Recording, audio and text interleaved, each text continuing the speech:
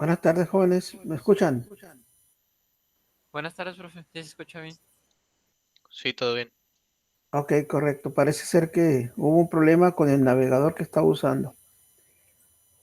Ok, entonces ahora sí ya me escuchan todos, ¿verdad? Bien, vamos a continuar entonces con lo que estábamos en el día de ayer. Antes de continuar, me gustaría saber si tienen alguna duda, jóvenes. Todo bien por mi parte. Yo no, todo bien. Ok,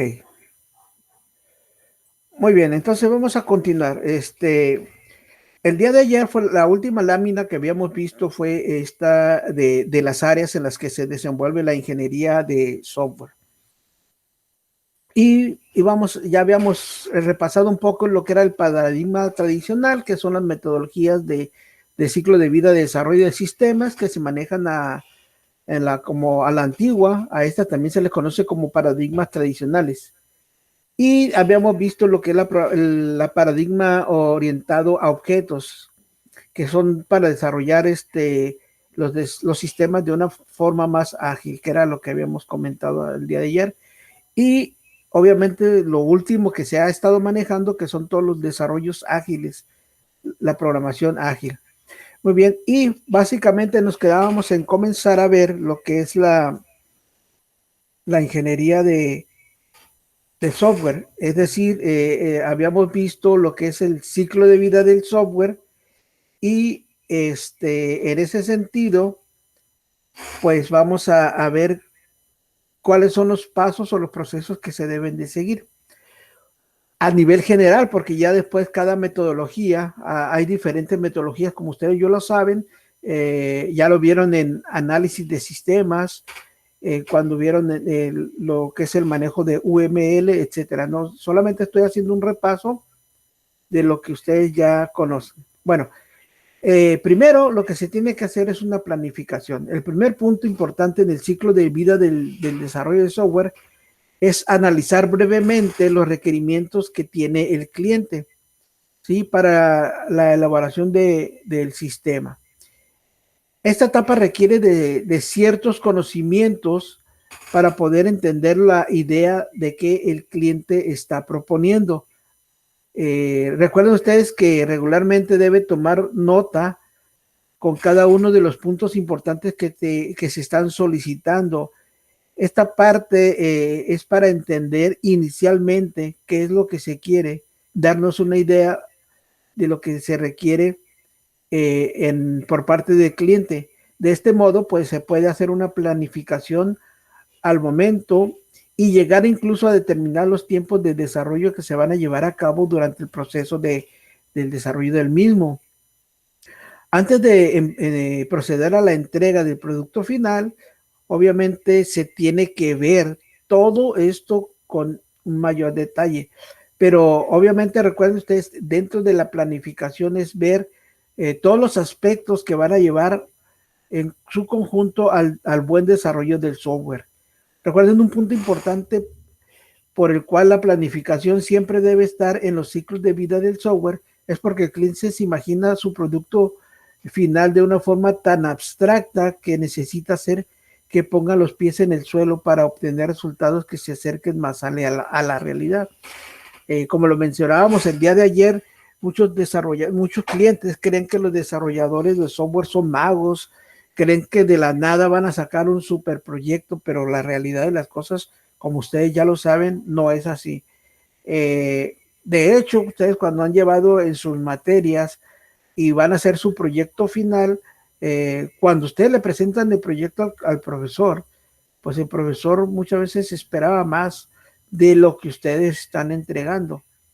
La diferencia es que acá el cliente es el que les pide las cosas y él cree que el nivel de abstracción por parte de los desarrolladores es muy grande, demasiada extensa y muchas veces pues no alcanza a un desarrollador a abstraer toda la información del cliente.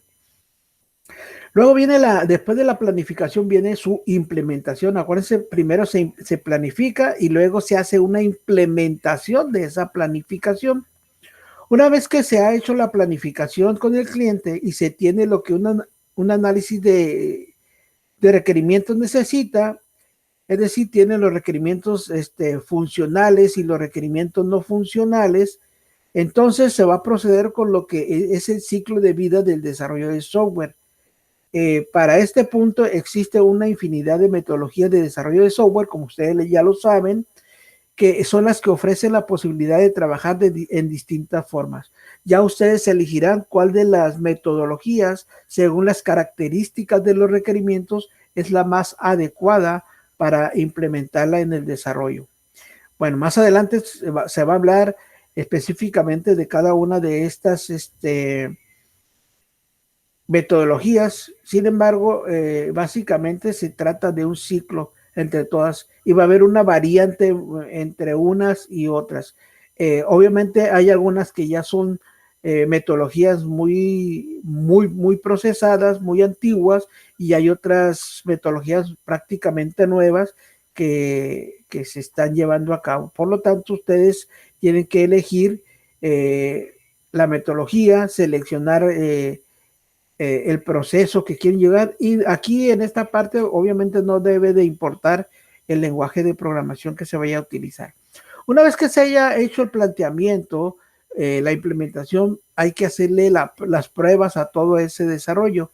Entonces, una vez que el sistema se va desarrollando, es importante que el ciclo de vida en el desarrollo del software se realicen ciertas pruebas conforme se vaya avanzando en el desarrollo del mismo. Ahora, es importante que ustedes sepan que las pruebas no se implementan únicamente al producto, es decir, al software que se está desarrollando, sino hay que hacerles pruebas a los procesos que se están llevando dentro del desarrollo de software. Entonces la idea es que no se termine el desarrollo para poder hacer las pruebas, sino que mucho antes, durante el proceso, se crean estas pruebas.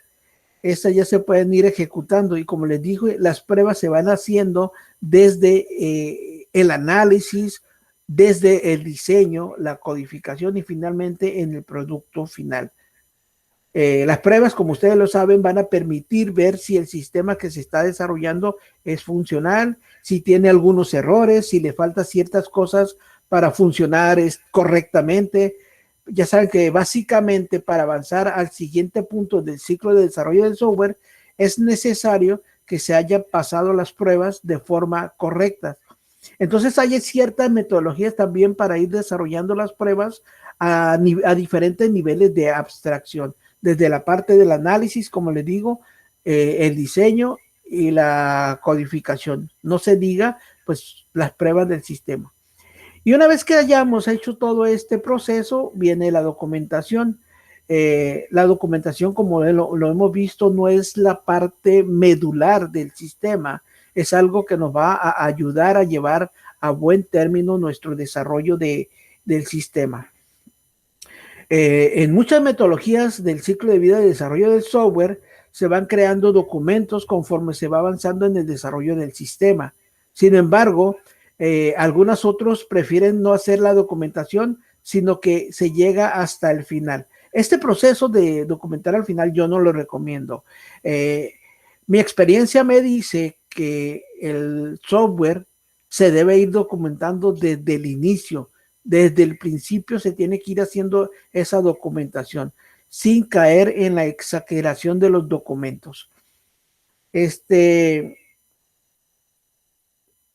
También, bueno, será indispensable que haya una documentación de la cual se pueda basar, como ya lo hemos visto, para poder empezar a desarrollar un nuevo sistema. Viene pues lo que es el despliegue. Ya casi llegando a lo que son las últimas etapas del desarrollo del software, se van a encontrar con el despliegue. Esto no es otra cosa más que el momento en el que el sistema ya está terminado y ha sido aprobado para que se elabore el producto final. Es decir, si va a estar en el servidor, ya pasó por la etapa de pruebas en nuestros laboratorios, ya pasó la prueba estando en un servidor real, que no es el de producción, sin embargo, sí es el servidor, como ya lo vimos, en donde tiene, en teoría, todos los aspectos reales que se ocupan en el sistema, pero no hay nada que nos garantice que una vez que lo pongamos en producción, es decir, que ya lo subamos al servidor en donde va a ser accedido por todos los usuarios, no nos deja exentos de que ocurran errores como se los expliqué el día de ayer.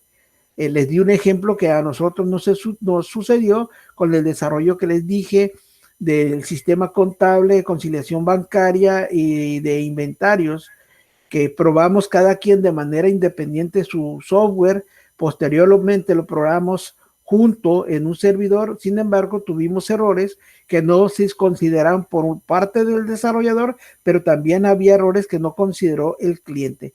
Y entonces, como les dije, ahí es donde se va a dar uno cuenta de este proceso. Así que de haber llegado a la fase del desarrollo de software, la final, el equipo deberá sentirse orgulloso y es momento de volver a desarrollar un proyecto, ya que se haya instalado y se haya cumplido con el ciclo del proceso de validación.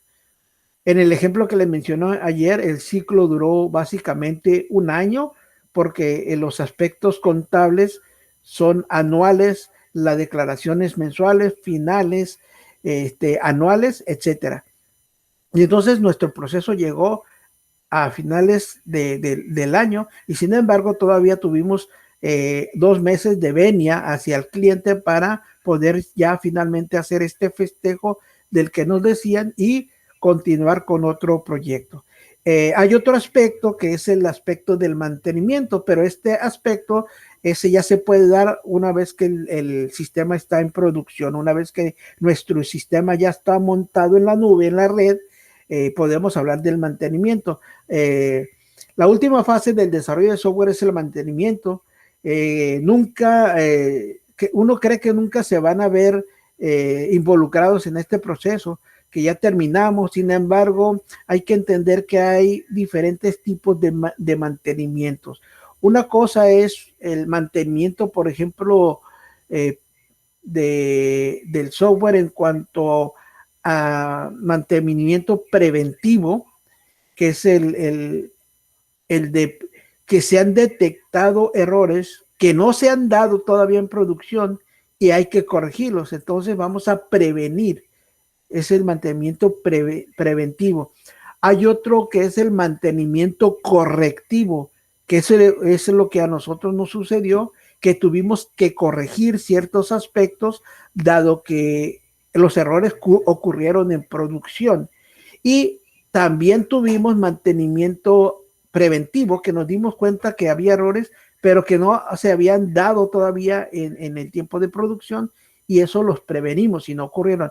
Pero también tuvimos el otro tipo de mantenimiento, que es el mantenimiento adaptativo, es decir, el cliente tuvo nuevas necesidades y se tuvieron que realizar estos. Entonces ese es el mantenimiento, al menos los 3 más importantes: el mantenimiento correctivo, adaptativo y preventivo.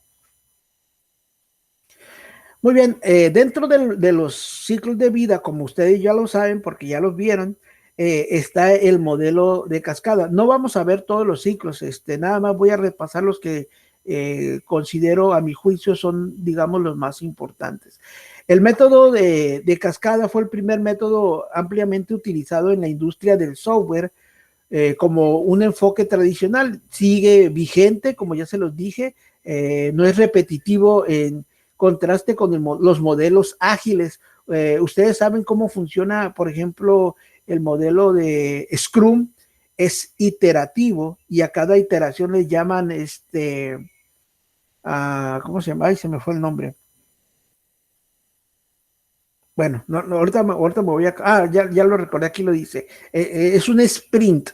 Cada ciclo que hace, aquí lo dice, en el método ágil se le llaman sprint, y eso es lo que se está repitiendo.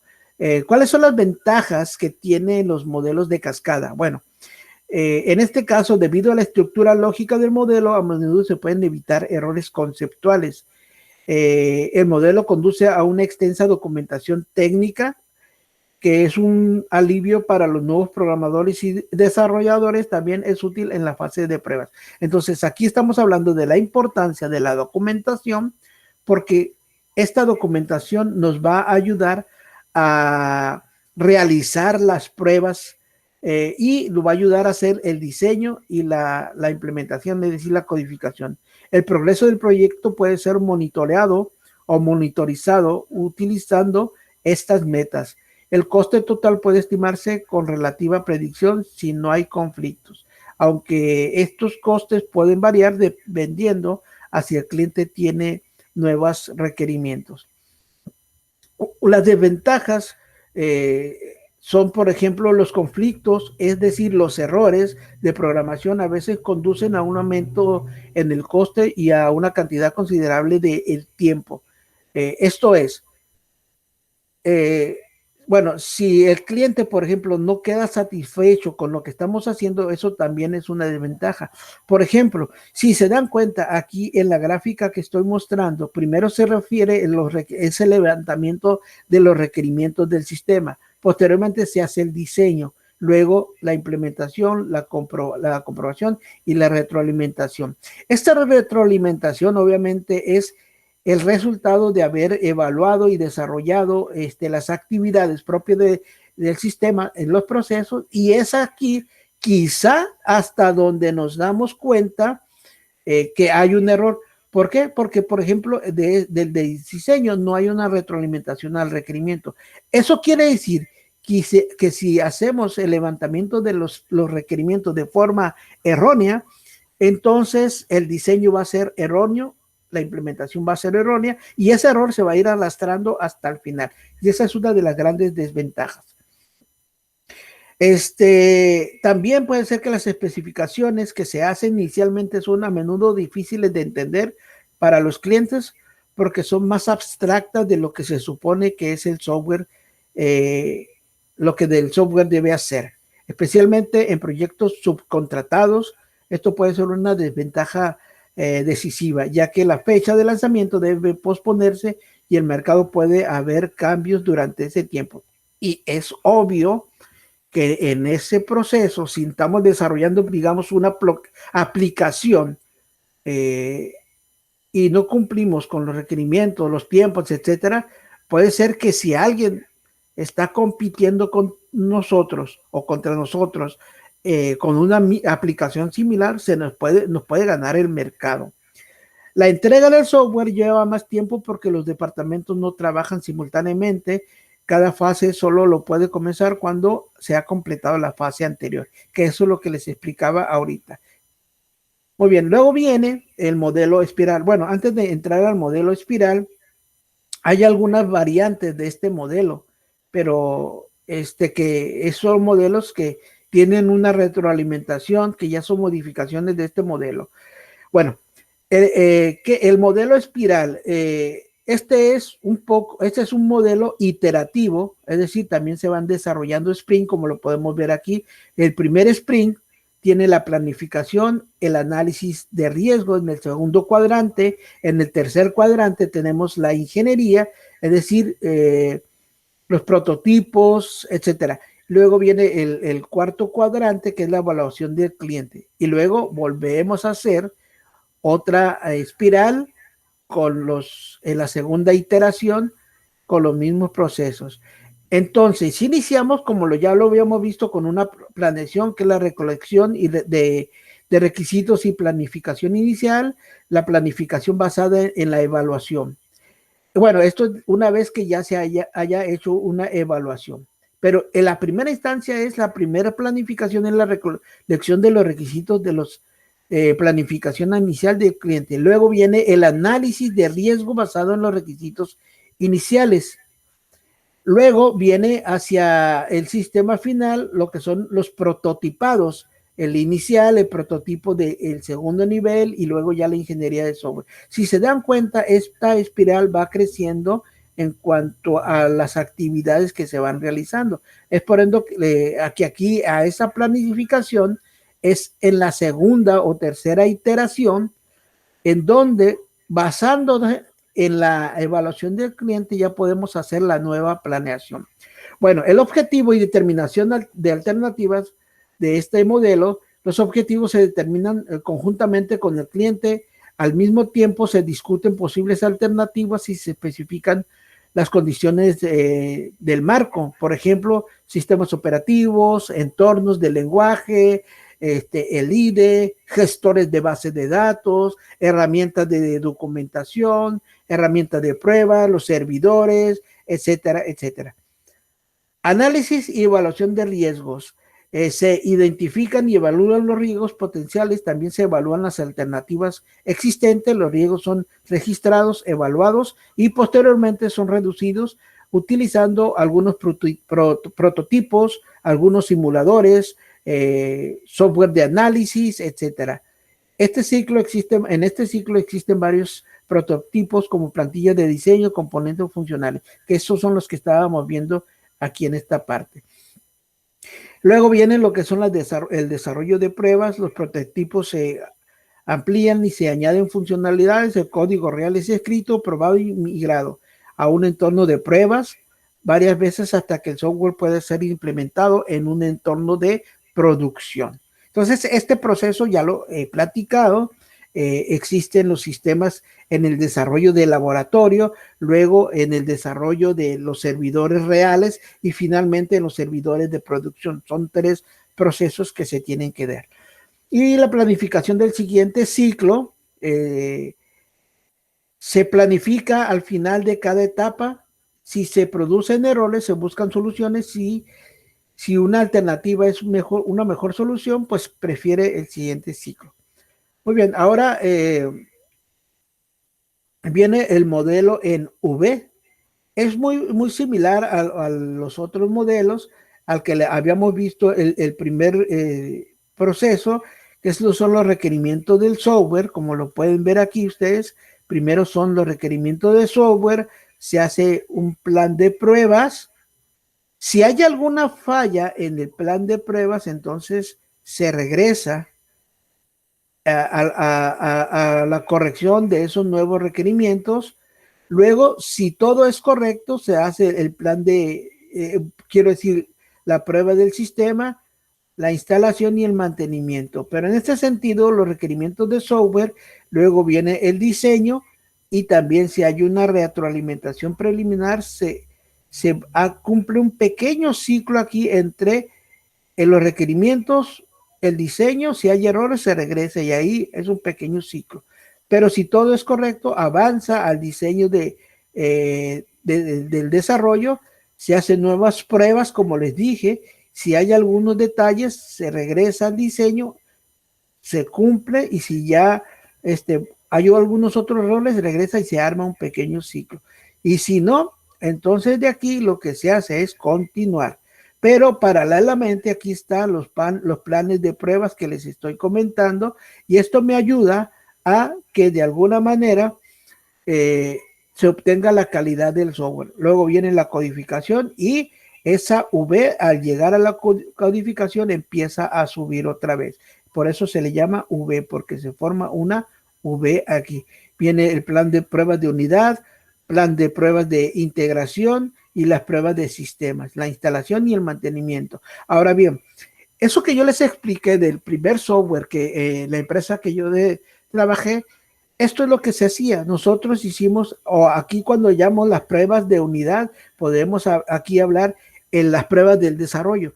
Como les digo, trabajamos 3 desarrolladores de sistemas, uno encargado de la contabilidad, que fue su servidor, otro encargado de desarrollo de inventarios y otro encargado, que en este caso era una chica, de la conciliación bancaria. Cada quien hizo su desarrollo, hicimos las pruebas de unidad.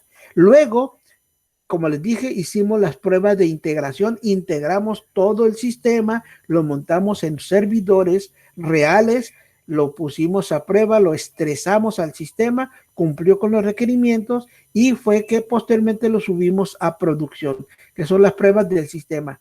Es decir, al sistema ya en los servidores del cliente se hace la instalación correspondiente en todas las máquinas donde van a ser accedidos y se le da el mantenimiento de mejora.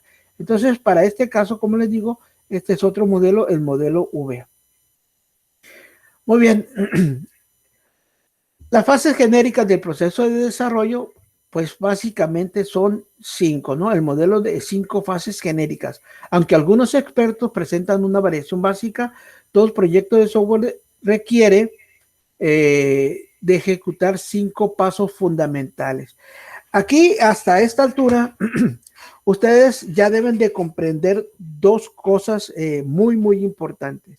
Una, que todo desarrollo de software tiene su parte técnica y su parte de calidad, donde la parte técnica involucra todo las cuestiones de análisis, de diseño, de codificación,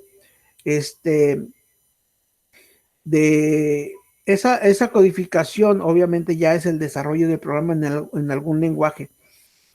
Luego viene la parte de pruebas y de calidad. Cuando hablamos de calidad, acuérdense que estábamos hablando de los términos de tiempo y costos, terminar en tiempo y con el presupuesto destinado a ello. Entonces, esas son las 2 grandes áreas del desarrollo de software. Muy bien, entonces, estas fases son el análisis, el diseño, la implementación, las pruebas y corrección de defectos y operación y mantenimiento del sistema. Bueno, ya sabemos, el análisis comúnmente se denomina en análisis a la etapa centrada en establecer el qué se quiere. Ojo aquí, pongan mucha atención en este concepto que estamos viendo.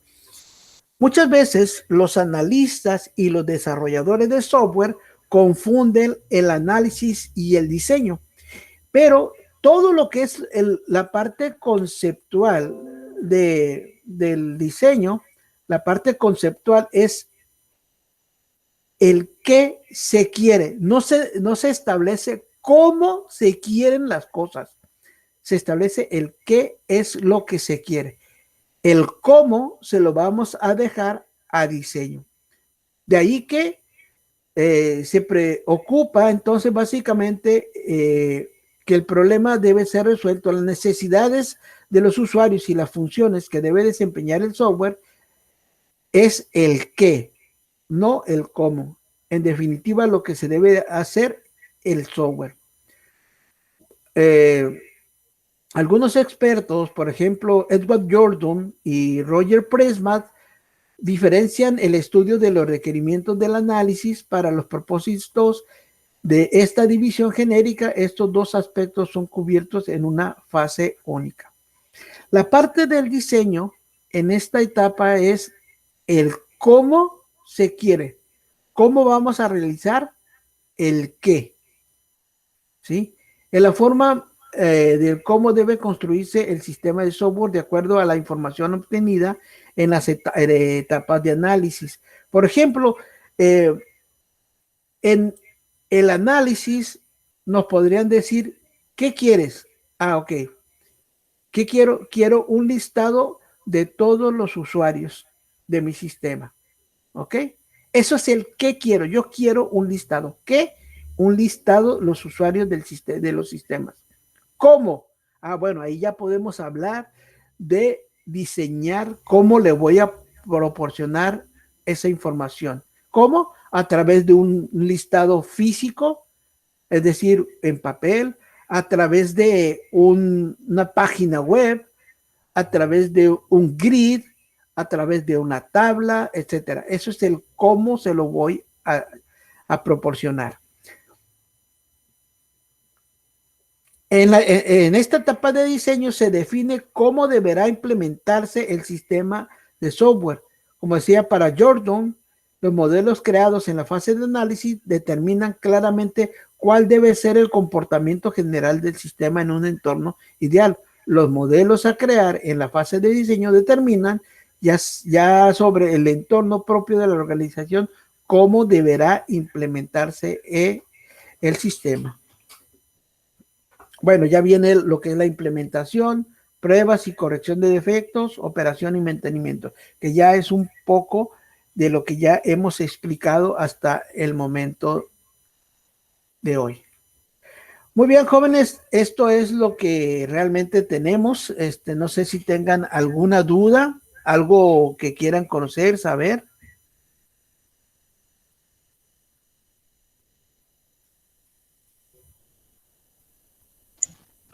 Profe, una duda.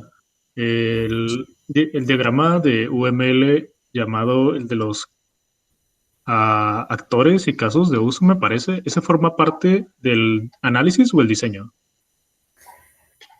Eso es parte del análisis. Ok, muchas gracias. Eso, recordemos, es parte del análisis en cuanto nosotros debemos determinar qué usuarios y qué responsabilidades debe tener. Eh, Ustedes recordarán un poco de qué es un actor, qué son los casos de uso, qué son los diagramas de casos de uso. Ustedes recuerdan los casos de uso.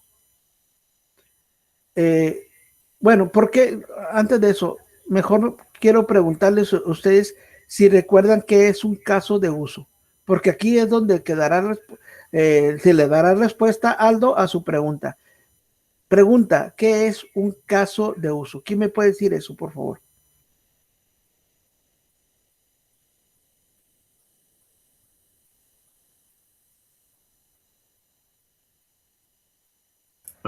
Pues a lo que he estudiado es como un escenario en el que se va a utilizar un sistema y este escenario depende de quién lo va a utilizar y con qué objetivos lo va a utilizar.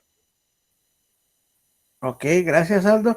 Efectivamente, el caso de uso, como lo acaba de decir Aldo, es una narrativa que describe el proceso que se debe de llevar a cabo para lograr un objetivo. Desde ese aspecto, ese caso de uso, esa narrativa, da solución a un requerimiento del cliente. Y recordemos, los requerimientos del cliente son establecidos en el departamento de análisis, es decir, por los analistas. Es por ello que este documento de los casos de uso y los diagramas de casos de uso son parte del análisis. ¿Alguna otra duda, jóvenes?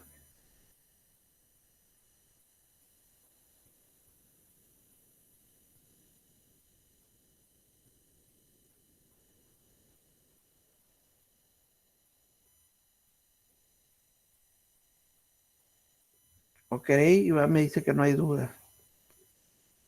Todo bien por mi parte. Perfecto. Ok, si no hay dudas, voy a aprovechar ahorita para ponerles, déjenme verificar aquí otra lámina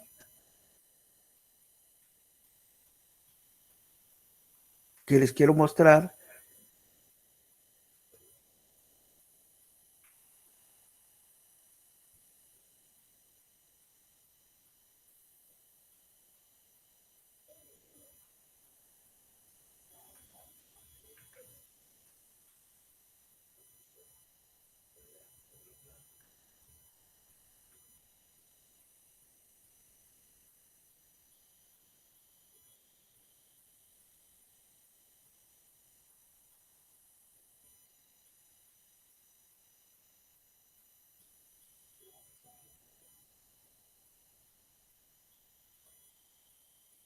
A ver, déjenme.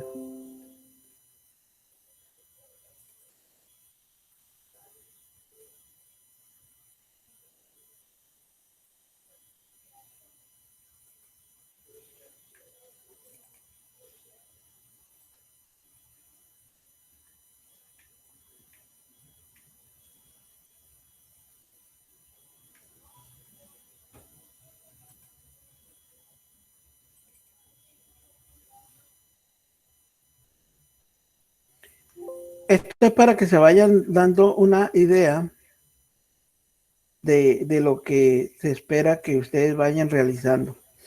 Muy bien, cuando precisamente por dándole continuidad a la pregunta de Aldo, Esto es, digamos, un caso de uso, que es la narrativa, son la narrativa de los elementos conceptuales que debe de tener un sistema. En este caso, por ejemplo, es un sistema que se llevará el control del almacén general en una empresa. Aquí se elaboró la empresa. En el sistema se incluye el departamento de compras y todas sus áreas.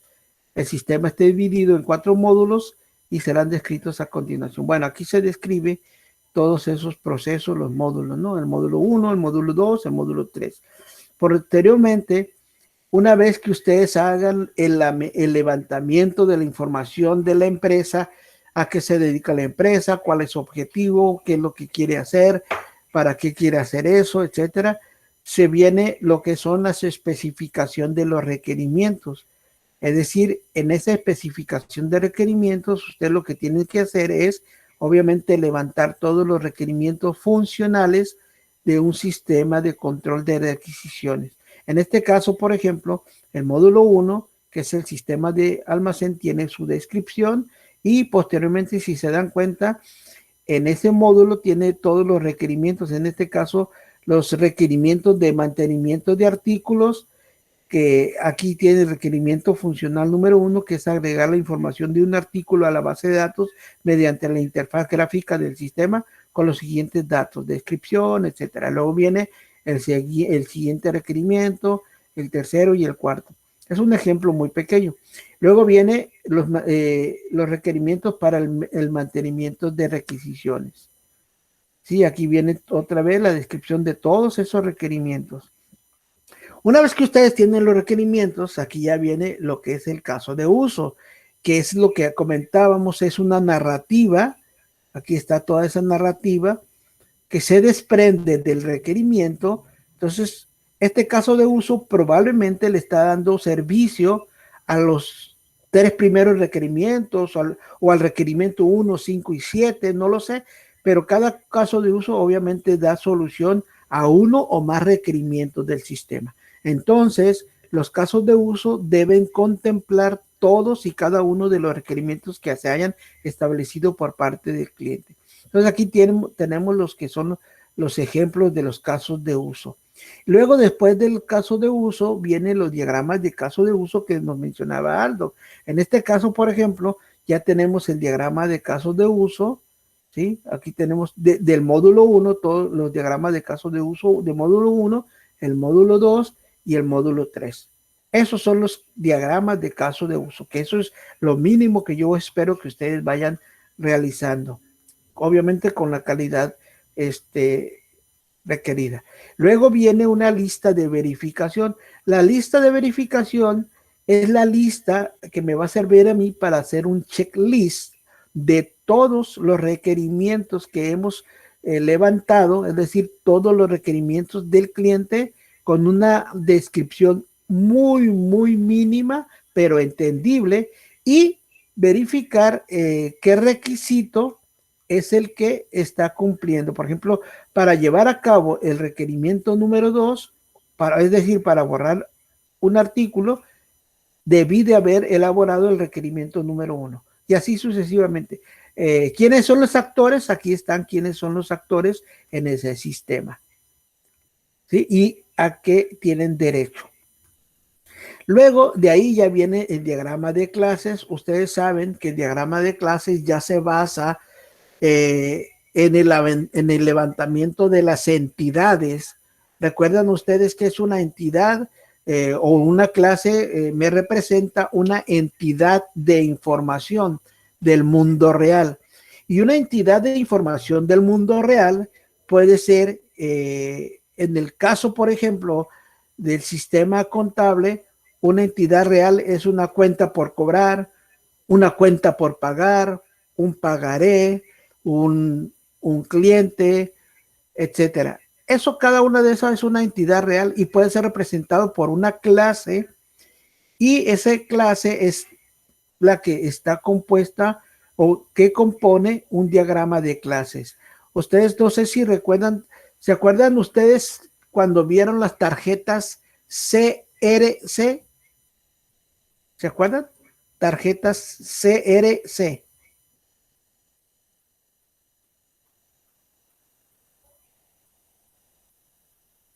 ¿No, jóvenes?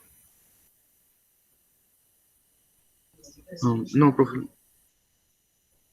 No. Ok. ¿Alguien? Eri Daniel dice que no se acuerda. ¿Alguien de ustedes la recuerda qué son? ¿Para qué sirven? ¿No? Bueno, yo ya tengo aquí mi diagrama de clases, pero ¿cómo yo obtuve este diagrama de clases? Obviamente lo obtuve a partir de las entidades de información. Pero ¿cómo sé que esta clase se relaciona con esta que está acá abajo? ¿Cómo sé que esta clase de artículo se relaciona con un proveedor? Bueno, existen lo que son las tarjetas CRC. Estas tarjetas significa C, clase, R, responsabilidad, C, colaboración. Clase, responsabilidad, colaboración. Es decir, ¿cuál es el nombre de la clase? ¿Cuál es su responsabilidad y cuál es su colaboración? Es decir, la clase artículo, ¿sí? ¿Qué clase es? Bueno, es una clase que me va a representar los artículos de mi inventario, por ejemplo, ¿sí? Esa tiene la responsabilidad de la gestión de los artículos del almacén. Esto es insertar, borrar, modificar, listar. ¿Y con quién va a colaborar? Va a colaborar con la clase de proveedores. Va a colaborar con la clase de solicitud y va a colaborar con la clase de requisición. ¿Por qué? Porque ese artículo colabora con proveedor porque ese artículo lo provee un proveedor, lo surte un proveedor. En la clase de solicitud tiene una colaboración porque en una solicitud yo debo de plasmar qué artículos estoy solicitando.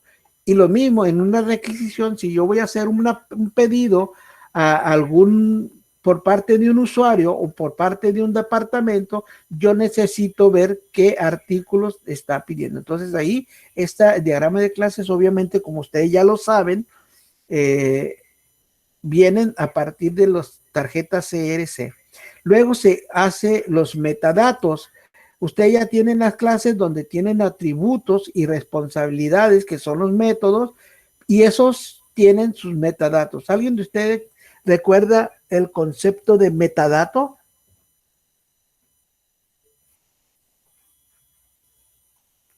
Tamara, ¿usted lo recuerda? ¿Qué son los metadatos? No, profe, la verdad no. Ok, ese concepto lo debieron de haber visto en base de datos. Guillermo, ¿lo recuerda usted?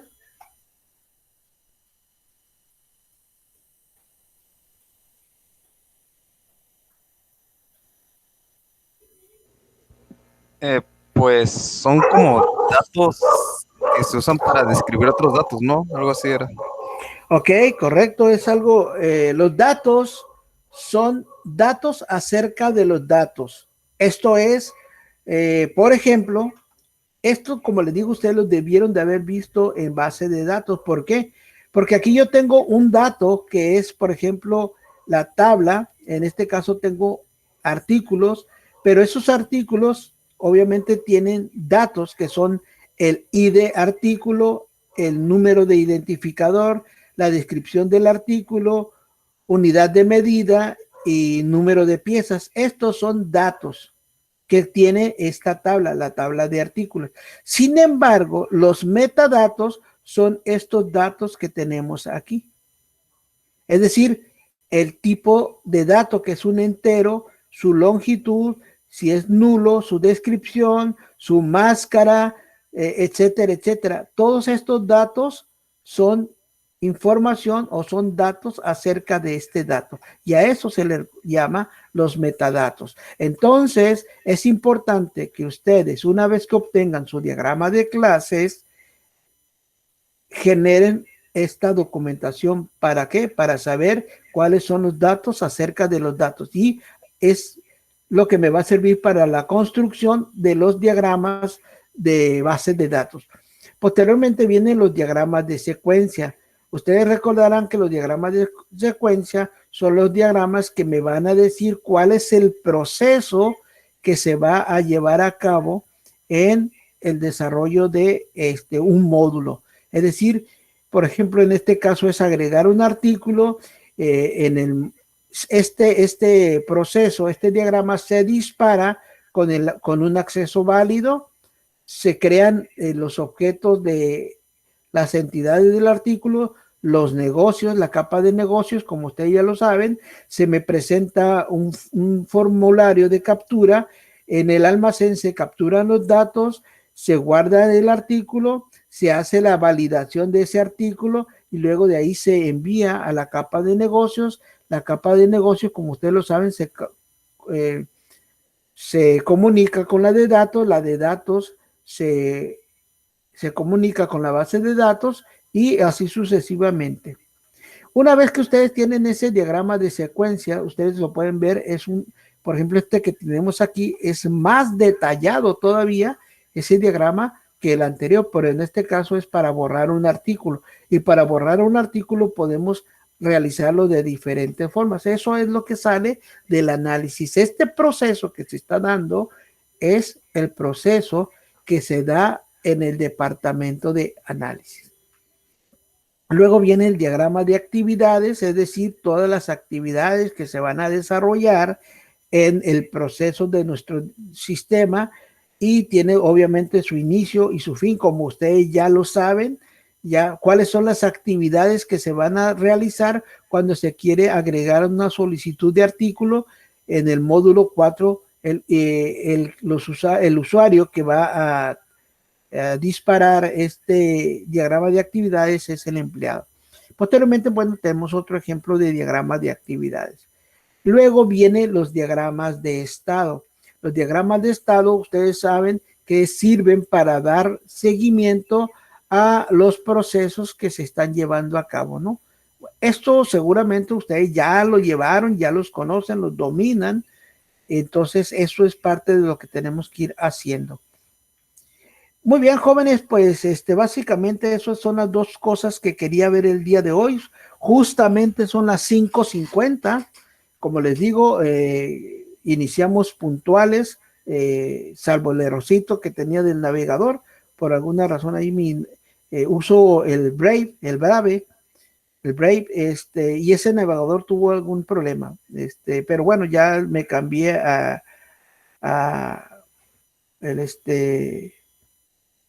el Edge y sin problemas. Jóvenes, ¿alguna duda, comentario, aportación que quieran hacer?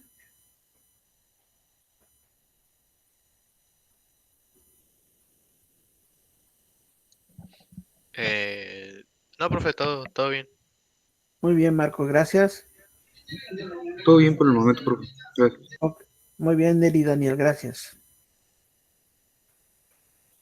Muy bien, jóvenes, entonces si no hay dudas, mañana, ahorita estoy haciendo, digamos, la presentación, bueno, ya no la presentación general, sino les estoy explicando todo lo que involucra la ingeniería de software, todos los procesos para que ustedes se vayan entendiendo, vayan viendo todo el trabajo que tenemos que hacer. No los quiero asustar, solamente los estoy preparando para que vean que es un trabajo arduo.